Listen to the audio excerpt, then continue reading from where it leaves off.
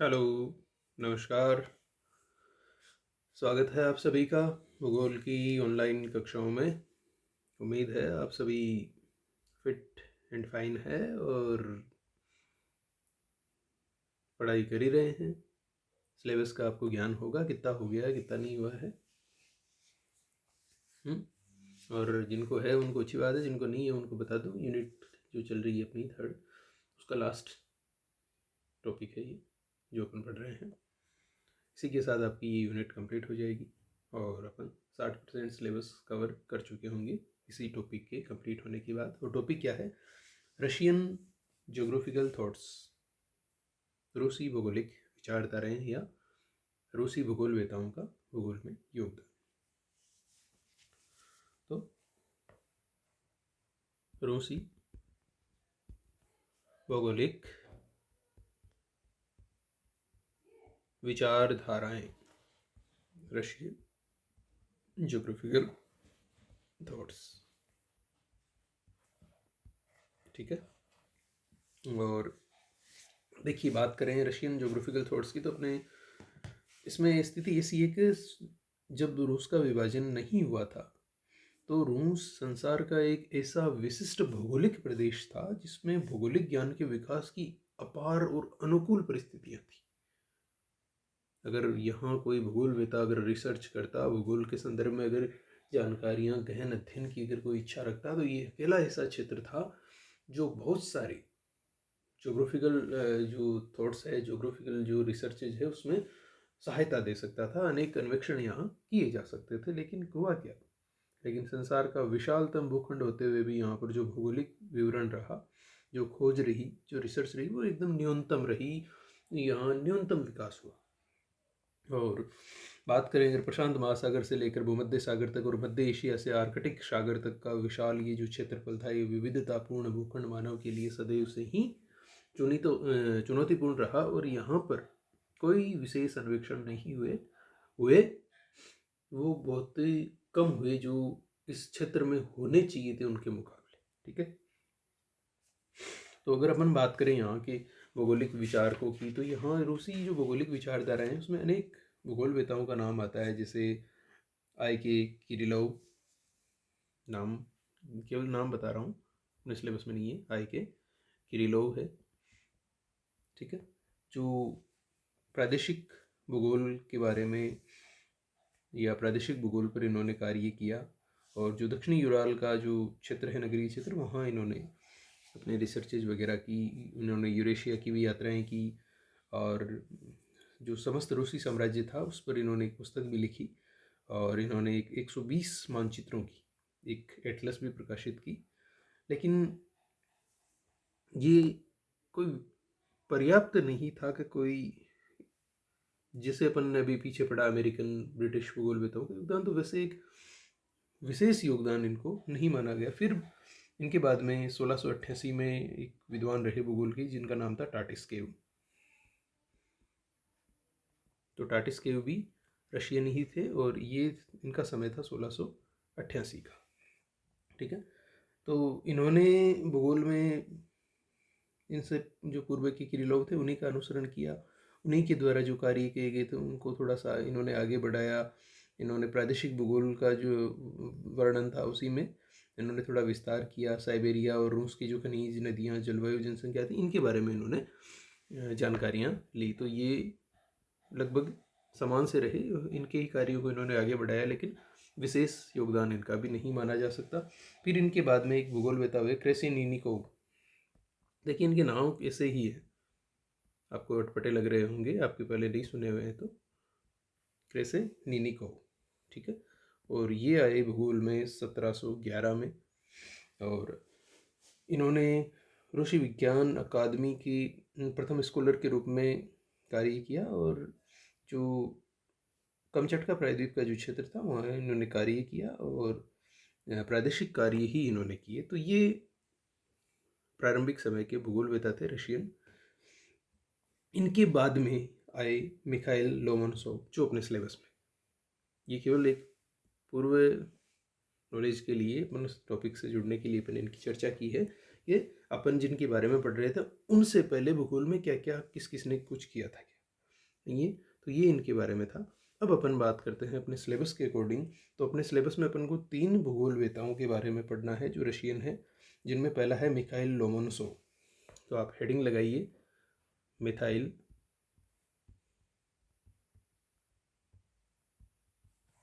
Lomonosov.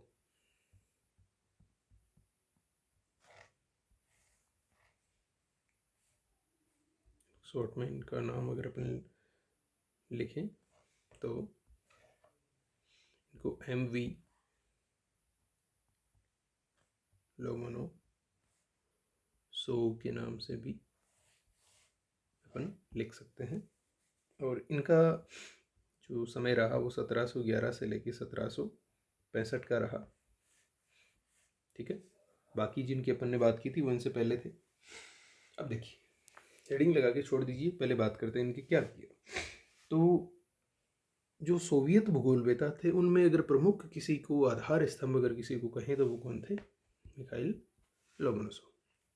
ठीक है, और इनको आधुनिक जो रूसी भूविज्ञान है उसका क्या माना जाता है? जनक। किसका? आधुनिक रूसी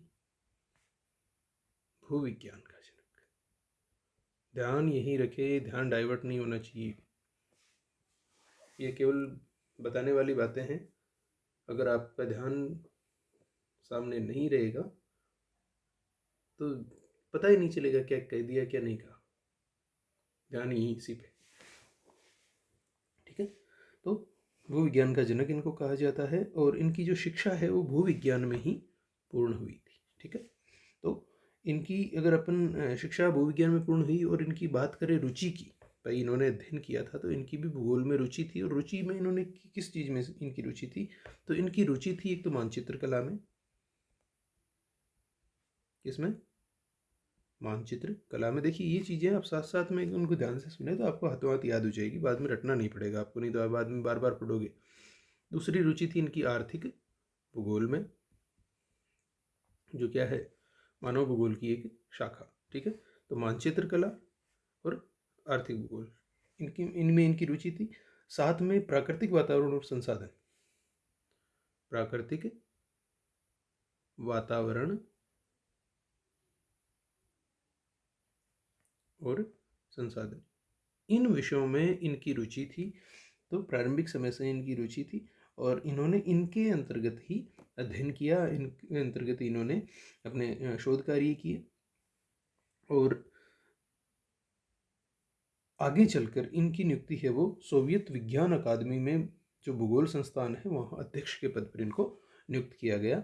और इनके द्वारा जो कार्य किए गए उनमें देखिए ये माना जाता है कि इनका जो प्रारंभिक या अपन ये कहिए कि इनका कार्य क्षेत्र रहा वो भू आकृति विज्ञान रहा।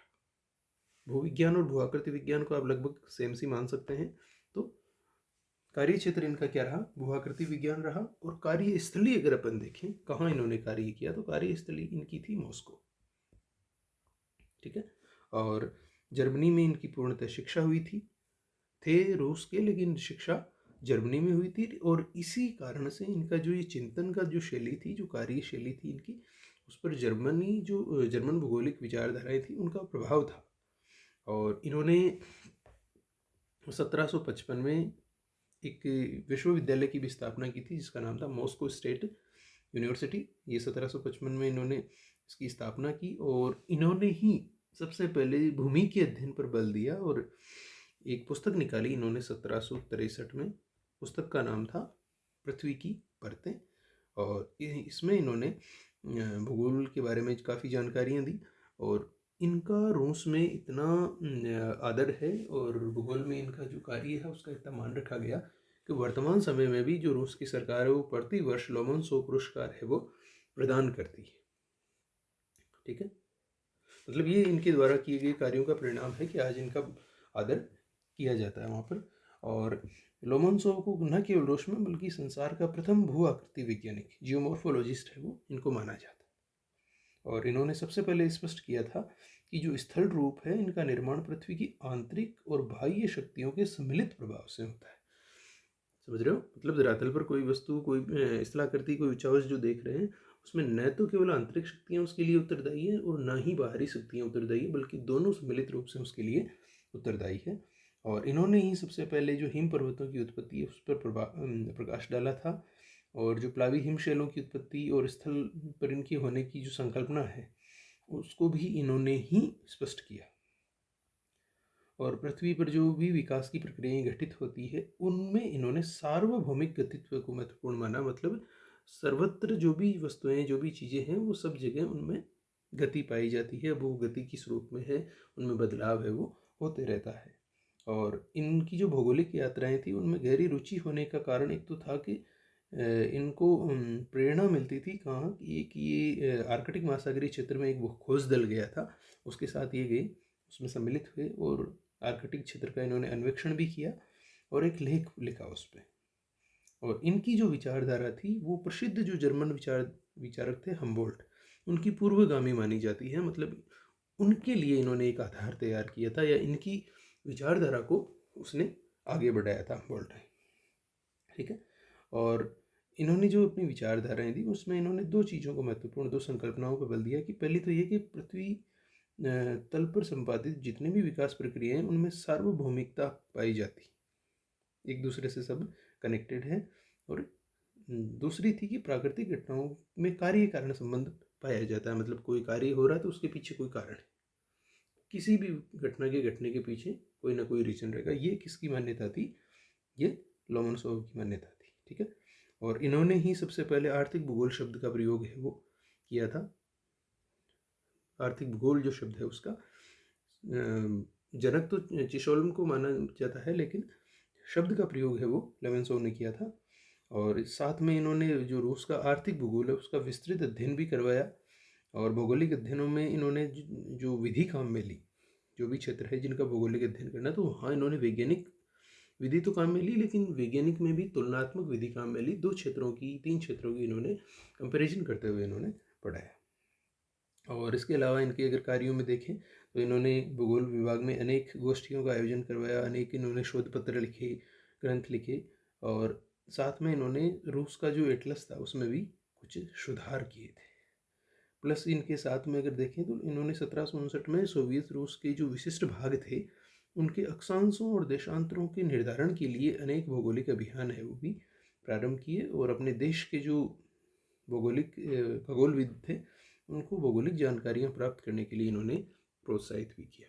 तो रूसी जो विचारक हुए उनमें इनका योगदान है वो काफ़ी महत्वपूर्ण माना जाता है। बात आपकी आई होगी समझ में, तो अब लिखना शुरू करें।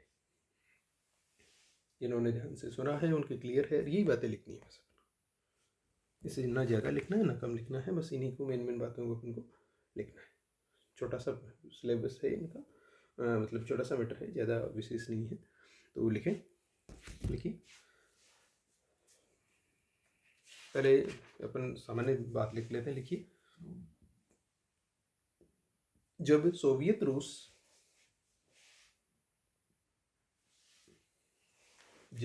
रूस का विघटन नहीं हुआ था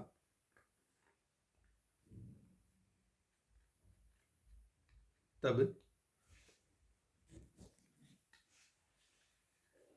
यह क्षेत्र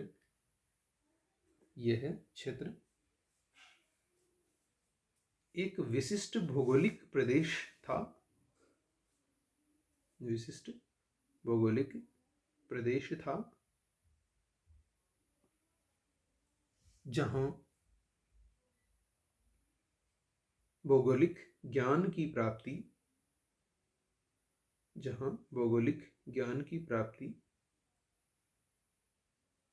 शोध, अन्वेषण जैसे कार्यों के लिए परिस्थितियां बहुत ही अनुकूल थी।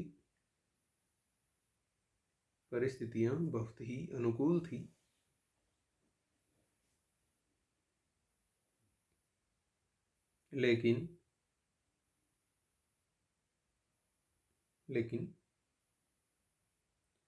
विश्व का विशालतम भूखंड होते हुए भी यह क्षेत्र भौगोलिक खोजों की दृष्टि से न्यूनतम विकास कर पाया।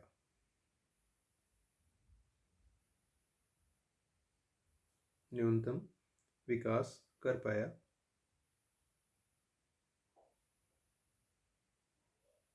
यहाँ पर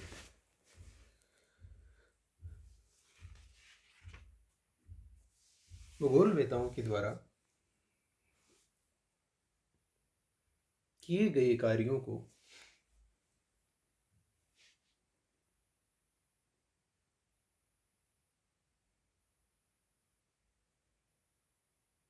को व्यवस्थित रूप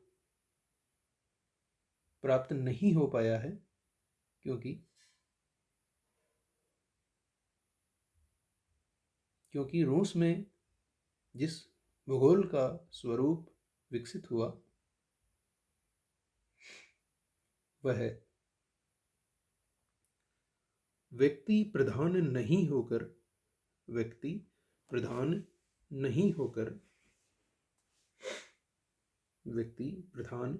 होकर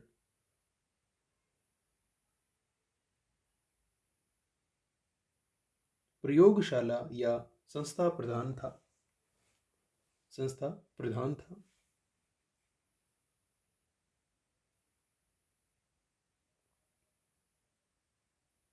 और यही कारण है कि रूसी भूगोलवेताओं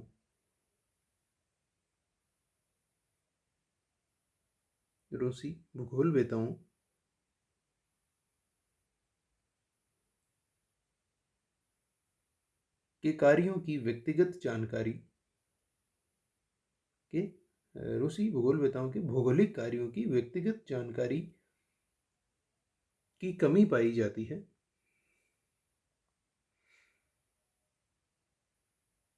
यहाँ हुए प्रमुख भूगोलवेता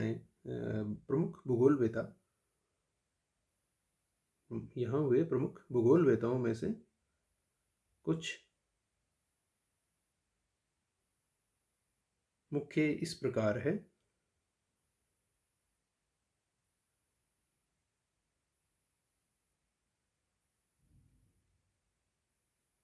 अब नंबर 1 आप हेडिंग लगाए। हेडिंग तो हालांकि आप लगा चुके हैं, कोई बात नहीं, हेडिंग में लिखा अपन ने। अब आप नीचे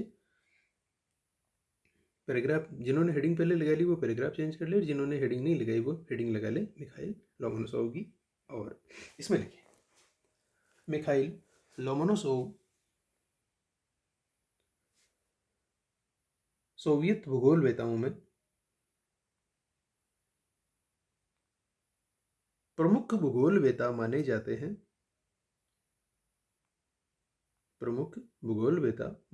हैं।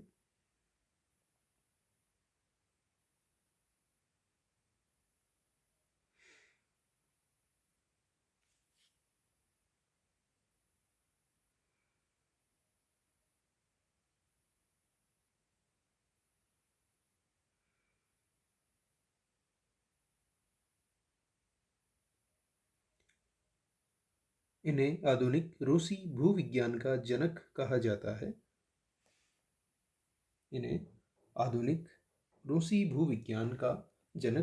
जाता है।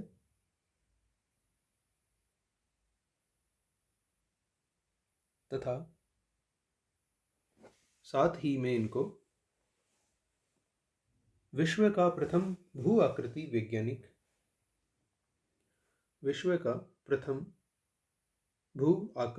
वैज्ञानिक भी माना जाता है।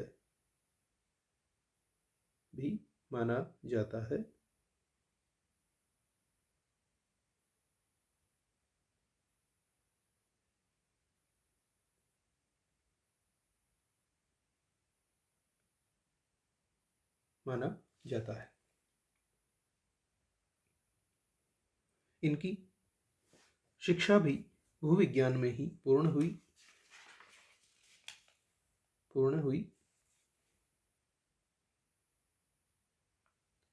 जो कि इन्होंने जर्मनी से प्राप्त की।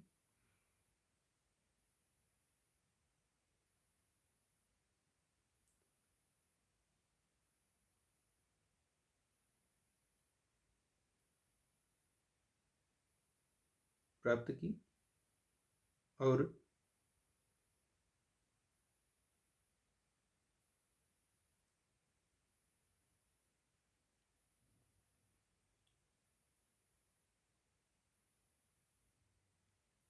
इसी कारण इनकी चिंतन शैली जर्मन विचारधारा से प्रभावित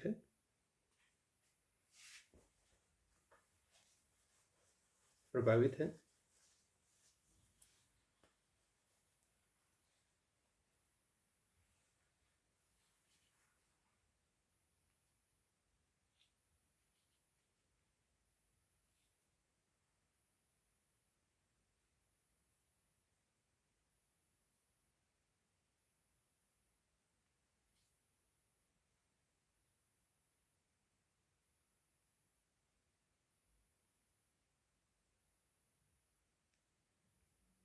आगे लिखिए पैराग्राफ चेंज करके। लोमोनोसोव की रुचि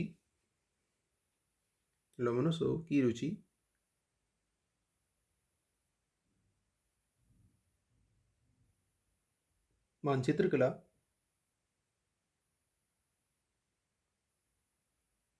आर्थिक भूगोल और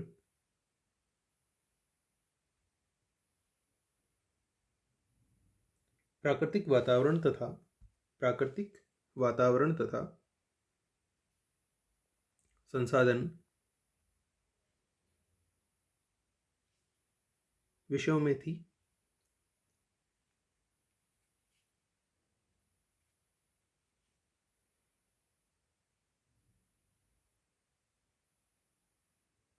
इन्होंने पृथ्वी के विभिन्न स्तरों का अध्ययन किया और इन्होंने ही सर्वप्रथम यह स्पष्ट किया कि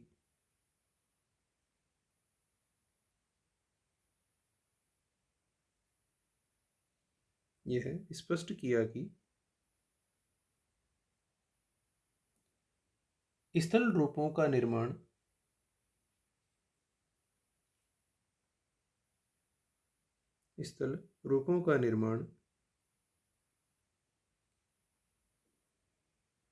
पृथ्वी की आंतरिक और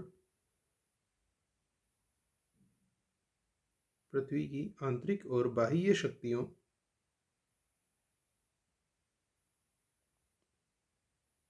के सम्मिलित प्रभाव से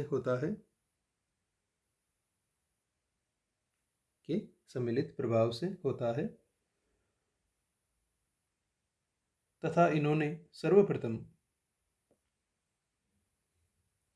हिम पर्वतों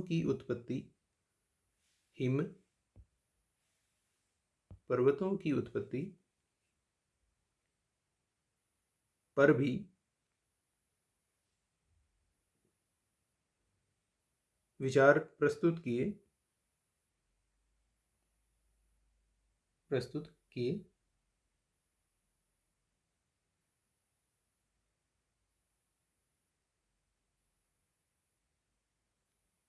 इनकी अगली लाइन से लिखना है, इनकी भौगोलिक यात्राओं में गहरी रुचि थी,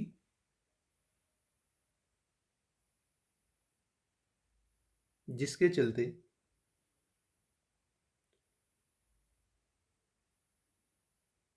ये एक खोज दल के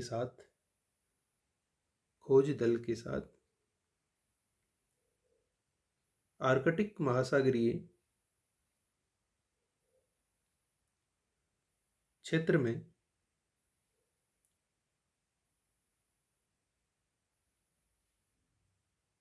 अन्वेषण के लिए गए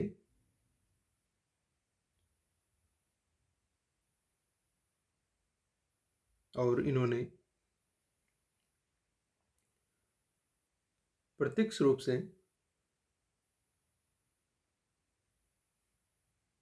अपने अन्वेषण का भौगोलिक वर्णन भी लिखा।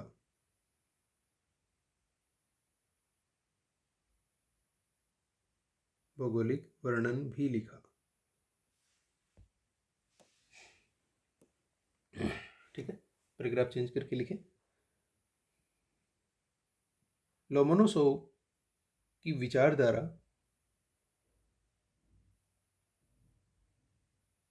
विचारधारा को प्रसिद्ध जर्मन भूगोलवेता हम्बोल्ट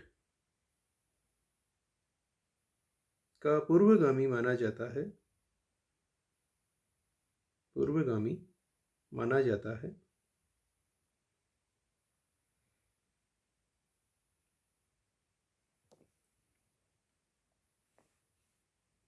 इन्होंने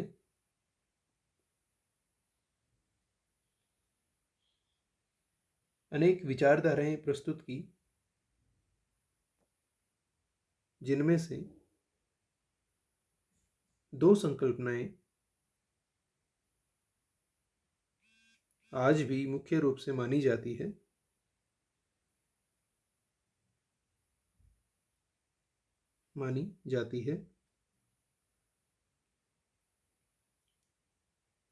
नंबर 1 लिखें। पृथ्वी तल पर संपादित होने वाली विकास की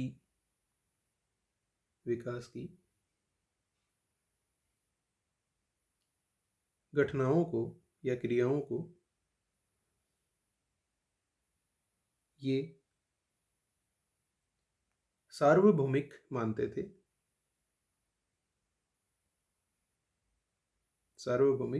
थे। और दूसरी लिखो,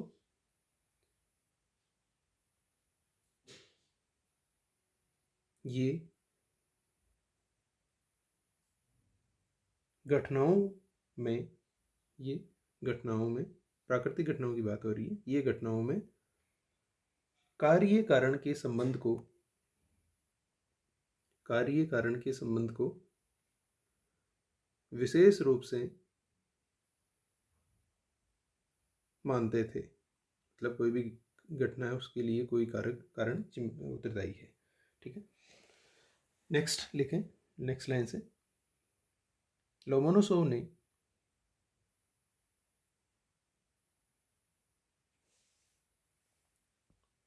सर्वप्रथम आर्थिक भूगोल शब्द का प्रयोग किया तथा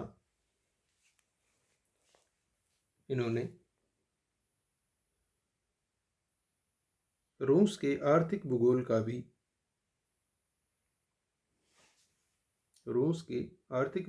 भी विशेष रूप से अध्ययन करवाया था।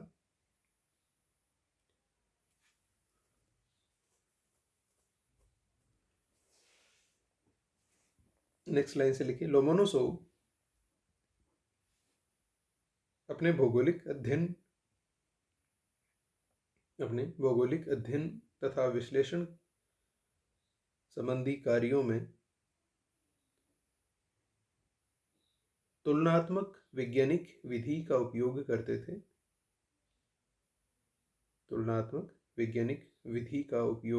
थे।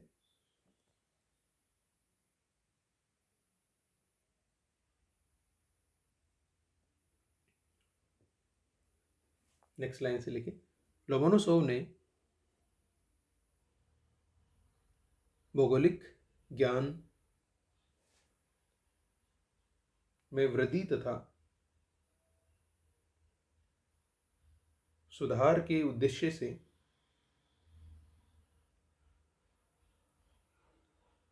नियमित रूप से अनेक गोष्ठियों का आयोजन करवाया।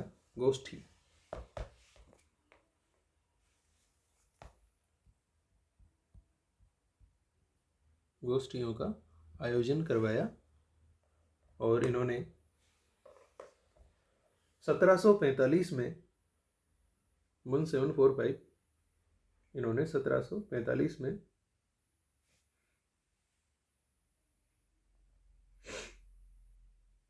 स्वयं ने रूस के एटलस में आवश्यक सुधार भी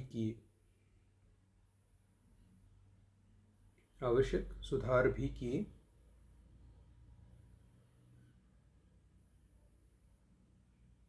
इन्होंने 1759 में 1759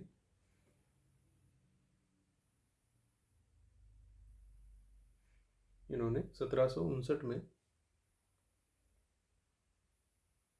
सोवियत रूस के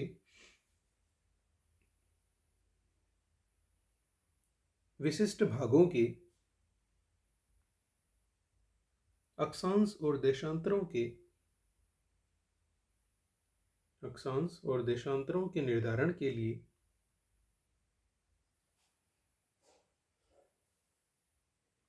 विभिन्न भौगोलिक अभियानों का प्रारंभ किया।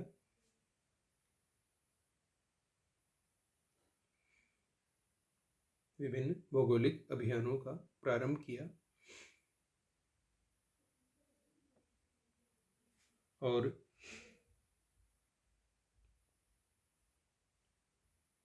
इन्होंने अपने विशाल क्षेत्रफल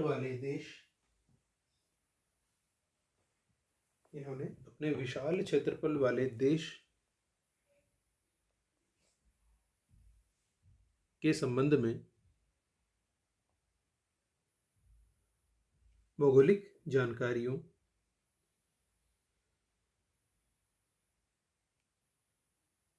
का पता लगाने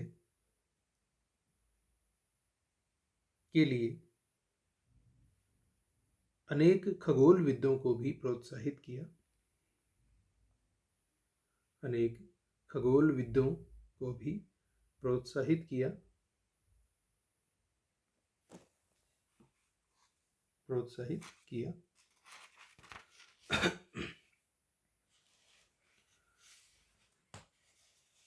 अगली लाइन से लिखना, इन्होंने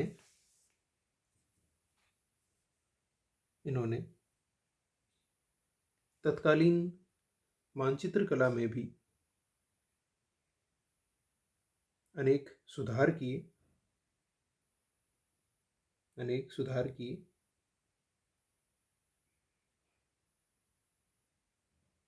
इनका मानना था कि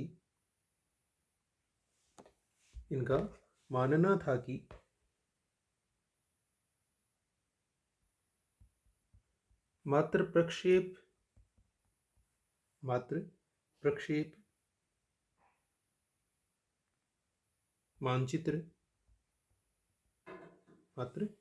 मानचित्र ही मानचित्र नहीं होते हैं यदि उनमें भौगोलिक तथ्यों का समावेश नहीं है।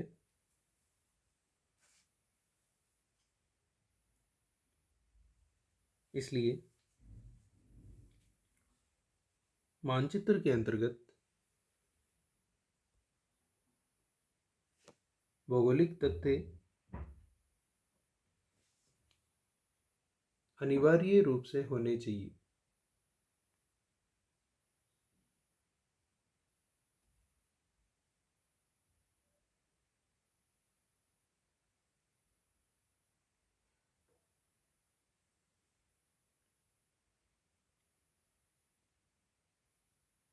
नेक्स्ट लाइन से लिखो, लोमोनोसोव ने भौगोलिक तथ्यों को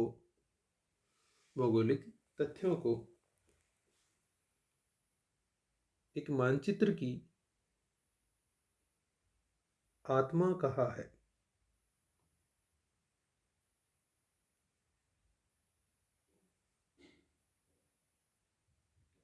आत्मा कहाँ है?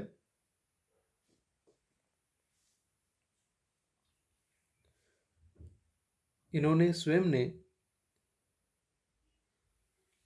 1759 में 1759 1759 में मानचित्रों के लिए आवश्यक आंकड़ों का एकत्रण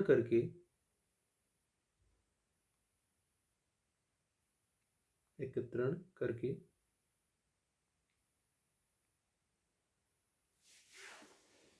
एक प्रश्नावली तैयार की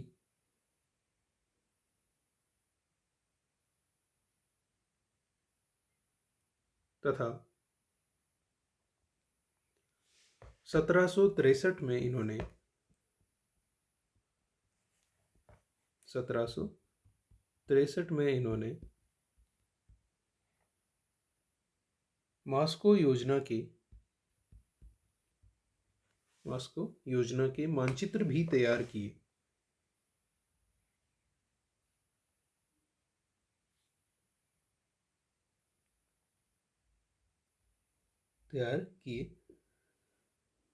नेक्स्ट लाइन से लिखो। 1755 में इन्होंने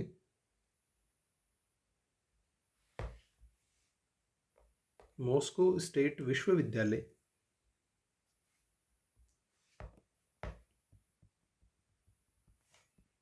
मॉस्को स्टेट विश्वविद्यालय की भी स्थापना की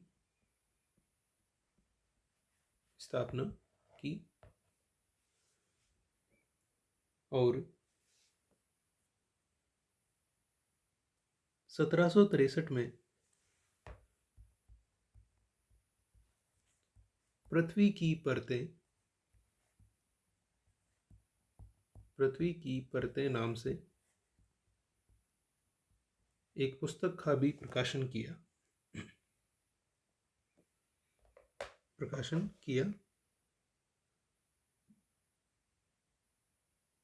इस प्रकार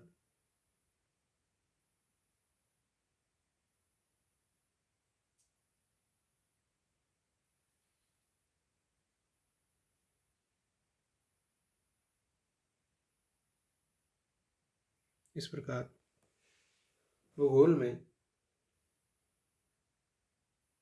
इनका योगदान रूसी भूगोलवेताओं के अंतर्गत काफी महत्वपूर्ण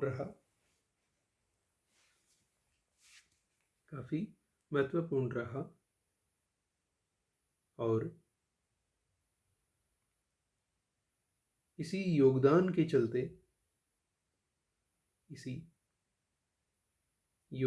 चलते आज भी रूस की सरकार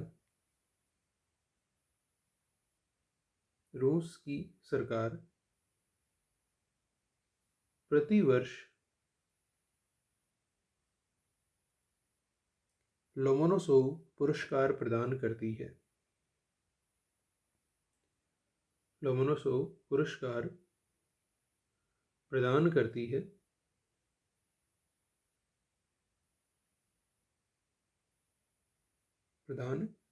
है। ठीक है, तो ये थे प्रमुख रूसी भूगोलवेता लोमोनोसोव। उम्मीद है सारी बात समझ में आई होगी। छोटा सा टॉपिक था और ये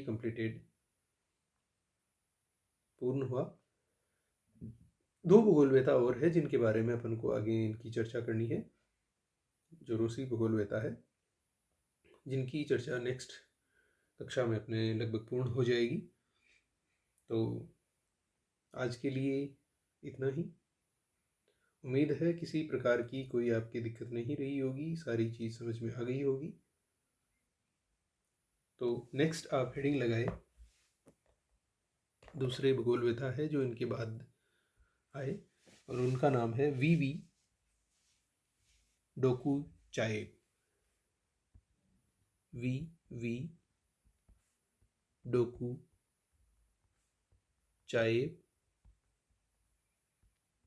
और इनका समय है 1846 से 1903 तक। ठीक है, तो हेडिंग लगा के छोड़ दीजिए।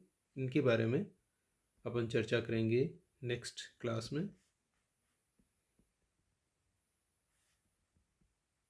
तब तक के लिए आप सभी का धन्यवाद। अपनी सेहत का ध्यान रखें और अपनी तैयारी करते रहें। कोई अगर दिक्कत हो तो ज़रूर पूछें। और हाँ, आज जो आपने ये पढ़ा है इसकी एक बार लिखने के बाद, नोट्स बनाने के बाद एक बार रीडिंग अवश्य करें। धन्यवाद।